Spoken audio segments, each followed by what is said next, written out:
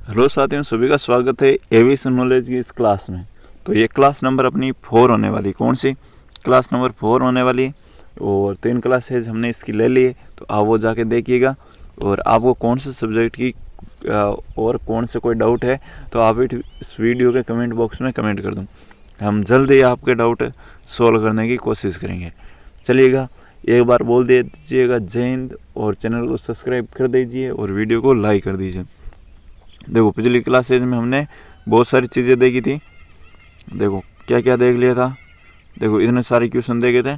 आपने ये क्लासेज नहीं देखी तो ये पीडीएफ किस प्रकार मिलेगी, ये मैं आपको बार बार ऐसे ही डिस्टर्ब नहीं करूँगा, तो आप जाके देख सकते हो। देखो हमने बहुत सारी चीज़ें कवर की थी यहाँ पे, और अब हम आगे की क्लासेज है वो कंटिन्यू रखते हैं।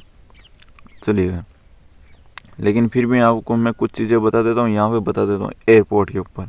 ठीक है, ये मैंने बताया था आपको कोचीन एयरपोर्ट कौन सा था। देखो ये आप कोई सी भी तैयारी कर रहे हो सभी में पूछा जाता है कि कौन सा एयरपोर्ट है। चलिएगा, चलो ये है आपके कोचीन एयरपोर्ट, कोचीन एयरपोर्ट। लेकिन ये तो मैंने बता दिया था। अब देखो मैं आपको पीडीएफ के बारे में वापस कुछ चीज़ें रिपीट करना चाहता हूँ। अगर आपको पता है तो आप थोड़ा सा आगे बढ़ सकते हो। देखो 100 रुपये की पीडीएफ रखी गई है। ठीक है, कितने रुपए की? 100 रुपये की। 100 रुपये की पीडीएफ रखी गई है, और आपको पेमेंट इस पर करना 7568135085 7568135085। और इस पर आप अपना नाम और जो पेमेंट का स्क्रीनशॉट है वो सेंड कर देना, आपको पीडीएफ मिल जाएगी।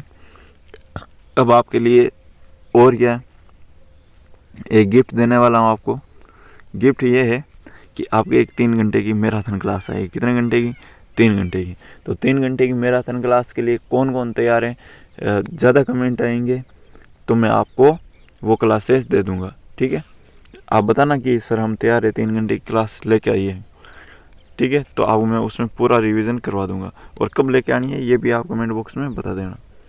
चलिएगा, अब बढ़ते हैं आगे। चलिए आगे बढ़ते हैं अपने जहाँ पे हमने छोड़ा था। कौन से पेज पे था? यहीं पे थे, 12 नंबर क्वेश्चन। चलिएगा, निम्नलिखित में से किस पर एटीसी का मुख्य उद्देश्य है? तो एटीसी का मुख्य उद्देश्य है कि विमान टकराए नहीं, तो टकराव को रोकने के लिए इसका एटीसी का निर्माण किया गया था। नेक्स्ट क्वेश्चन देखो, यहाँ पे आपको व्याख्या भी मिलेगी बहुत सारी। जो एटीएम, जो विमान के क्षेत्र में एटीएम है, इसकी फुल फॉर्म बताइए। एटीएम, वैसे तो एटीएम वो पैसे निकालने वाला होता है, एटॉमिक ट्रेलर मशीन। यही है क्या फुल फॉर्म? आप बताना कमेंट बॉक्स में। तो इसका देखो एटीएम की फुल फॉर्म है हवाई यातायात प्रबंधन। चलिएगा, नेक्स्ट है आपको एटीएस। देखो पहले देखा था एटीएम, अभी देखो एटीएस, तो इसकी फुल फॉर्म क्या है तो बताओ आप। तो इसकी फुल फॉर्म हो जाएगी हवाई यातायात सेवा। ये ऊपर वाला नहीं, नीचे वाला, हवाई यातायात सेवा, यानी कि ऑप्शन नंबर गे इसका राइट आंसर है। ये देखो एयरपोर्ट एयर ट्रैफिक सर्विस, कोई इंग्लिश मीडियम वाला है तो देख सकते हैं। अब देखो जो क्वेश्चन आएंगे ना वो हिंदी और इंग्लिश दोनों मीडियम आएंगे। चलिएगा, निम्नलिखित में से कौन से सम्मेलन ICAO की स्थापना से संबंधित है? IACO, तो ये है आपके शिकागो सम्मेलन। चलिएगा, ये इंग्लिश मीडियम वाला कोई देखना चाहिए तो देख सकता है। अब देखो नेक्स्ट क्वेश्चन है आपके सामने कि ICAO से संबंधित निम्नलिखित में से कौन सा कथन सही नहीं है? तो देखो ICAO परिषद मानक और अनुशंसित प्रथाओं को अपनाती है, सही बात है। ICAO को 193 राष्ट्रीय सरकारों द्वारा वित्त पोषित और निर्देशित किया जाता है, सही बात है। ICAO हवाई दुर्घटना जांच के लिए प्रोटोकॉल को परिभाषित, हाँ प्रोटोकॉल तो हो गई। फिर कौन सा बचा? ये एयर नेविगेशन कमीशन का हिस्सा है? नहीं, ये इसका राइट आंसर है। नेक्स्ट आगे बढ़िएगा। अपना अगला क्वेश्चन है, निम्नलिखित में से iOS से संबंधित सही कथन नहीं है। तो ये आपको ICAO के बारे में जानकारी दे रहे हैं पूरी पूरी। मॉन्ट्रियल कनाडा में हेडक्वार्टर 4 अप्रैल 1947 को स्थापना हुई थी। संयुक्त राष्ट्र आर्थिक और सामाजिक परिषद इसका मूल संगठन है। तो ये यहाँ पे राइट आंसर हो जाएगा, यानी कि ये कथन यहाँ पे गलत है। तो इसका राइट आंसर हो जाएगा सही, क्योंकि यहाँ पे क्या पूछा है, नहीं वाला पूछा है। चलिएगा, ये वैश्विक विमानन नियामक है, यस। अगला, इसकी डिटेल में इसलिए नहीं लेकर आया क्योंकि इस पर मैं बहुत सारी क्वेश्चन आपको करवा देता हूँ। Mumbai international airport limited MIAL किसके बीच एक संयुक्त उद्यम है? तो बताओ आप किसके बीच में है? तो ये है आपके, यहाँ पे देखो इंग्लिश में लिखा, तो इसको थोड़ा सा पढ़ लो। GVK and AAI, Mauritius west, Midwest and SCS है। देख लो, ये इसकी फुल फॉर्म है। GVK AAI और मॉरिशस आधारित मिडवेस्ट और ACSA, तो इसके अंतर्गत एक उद्यम है। चलिए, मैंने आपको पहले ही बता दिया कि 10-10 मिनट के आसपास की आप क्लासेस आएगी, तो पूरी देखना आपको, ठीक है। और पूरी नहीं देखोगे तो हमें मिलेगा कि इससे, देखो सीधी सी बात है, कुछ प्रॉफिट हमें भी होना चाहिए, आपका तो हो रहा है, हमें भी होना चाहिए। तो इसके लिए आपको पूरी क्लास देखनी पड़ेगी। अगर हमें प्रॉफिट नहीं होगा तो हम क्लासेस बंद कर देंगे, ठीक है। लेकिन हम ऐसा नहीं चाहते, हम आपको ये फ्री क्लासेज देना चाहते हैं। तो आप बताना कि देनी चाहिए या नहीं देनी चाहिए। दिल्ली इंटरनेशनल एयरपोर्ट लिमिटेड एक संयुक्त उद्यम है, किसके बीच है? तो कमेंट बॉक्स में बताइएगा। GMR और AAI। चलिएगा, यहाँ तक कौन कौन पहुँचे आप कमेंट बता देना कि सर 20वां क्वेश्चन हमने देखा है, ठीक है। चलो, अगला क्वेश्चन है अपने, जूम कर देता हूँ आपके सामने। भारत सरकार DGCA को 7 में बदलने की योजना बना रही है, किसके साथ में बदलने की? तो CAA के साथ में, CAA के साथ में। इसकी फुल फॉर्म मैंने आपको पहले बता दी, अब जाके देखना। अब देखो, कुछ नागरिक उड्डयन सुरक्षा ब्यूरो के बारे में देखते हैं। यहाँ पे मैंने आपको खूब सारी डिटेल दी। नागरिक उड्डयन सुरक्षा ब्यूरो, देखो अब कुछ पॉइंट है इसके बारे में, ध्यान से देखिएगा। चलो, 10 सितंबर 1976 को इंडियन एयरलाइंस की उड़ान के अपहरण, यानी कि इसको किडनैप कर लिया गया था, अपहरण कर लिया गया था, हाईजैकिंग कर लिया गया था, की प्रतिक्रिया के रूप में गठित पांडे समिति, कौन सी समिति? पांडे समिति के सुझाव पर जनवरी 1978 में नागरिक उड्डयन महानिदेशालय, ये DGCA की फुल फॉर्म है। आपसे DGCA की फुल फॉर्म पूछ ले तो क्या होगी? नागरिक उड्डयन महानिदेशालय। ये किसकी है? DGCA में एक सेल के रूप में नागरिक उड्डयन सुरक्षा ब्यूरो की स्थापना की गई। अब आगे देखो, नागरिक उड्डयन सुरक्षा ब्यूरो की भूमिका, आप वीडियो को रोक के या थोड़ा धीमा करके आप देख सकते हो। उड्डयन सुरक्षा मामलों में समन्वय, निगरानी, निरीक्षण और कर्मियों को प्रशिक्षित करना था। नागरिक उड्डयन सुरक्षा ब्यूरो, जिसे BCS, देखो नागरिक उड्डयन सुरक्षा ब्यूरो को BCS के रूप में भी जाना जाता है, जो को 1985 में कनिष्क त्रासदी के एक भागीदारी के रूप में नागरिक उड्डयन मंत्रालय की देखरेख में 1 अप्रैल 1987 को एक स्वतंत्र विभाग में पुनर्गठित किया गया था।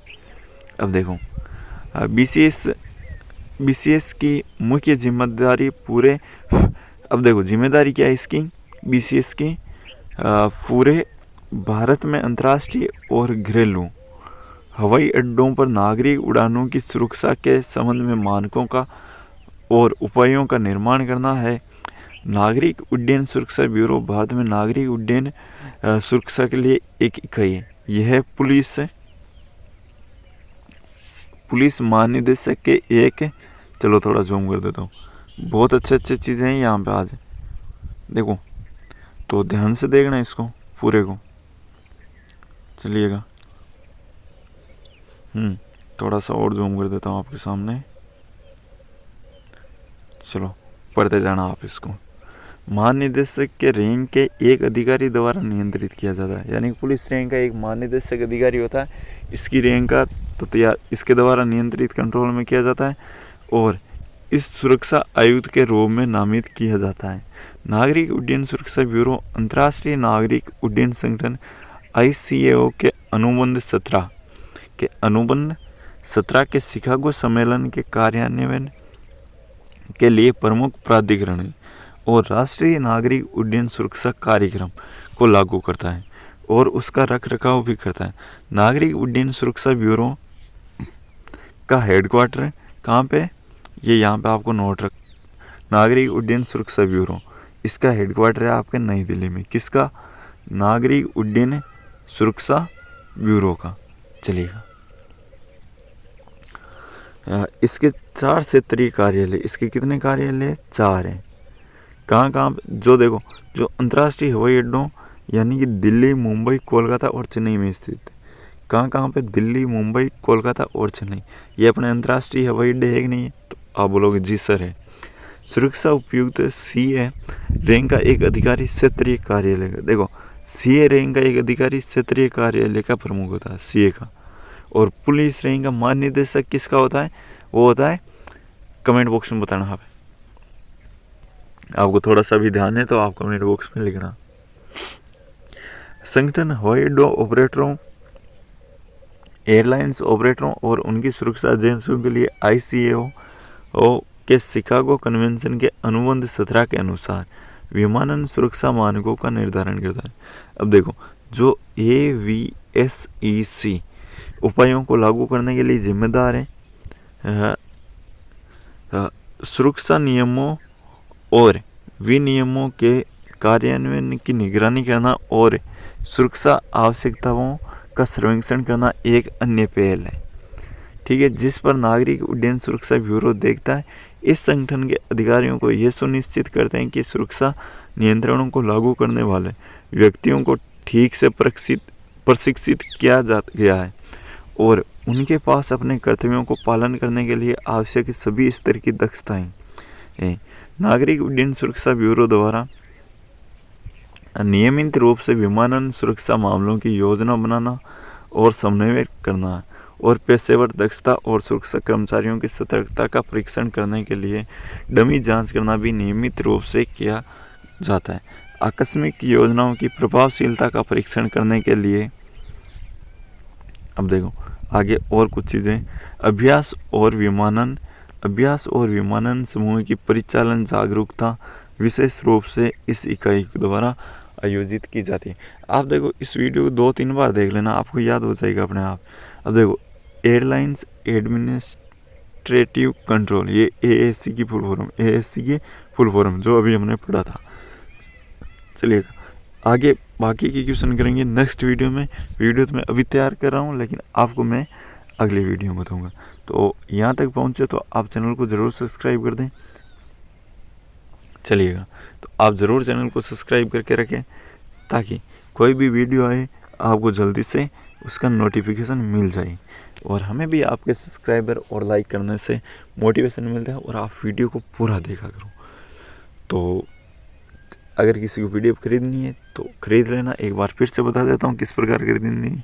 7568135085 इस पर आपको 100 रुपये पेमेंट करके फ़ोनपे, गूगल पे, पेटीएम और इसी नंबर पे व्हाट्सअप कर देना। आप इस पर कोई भी कॉल करने की कोशिश ना करें। आपका जो भी डाउट रहते हैं आप कमेंट बॉक्स में यहाँ पे कमेंट कर सकते हो। यहाँ पे वीडियो आपको बना दी जाएगी, क्योंकि मैं यहाँ पे आपके ऑफलाइन क्लासेज वगैरह लेता रहता हूँ तो मेरे को टाइम ना के बराबर मिलता है। तो धन्यवाद। जय हिंद, जय भारत।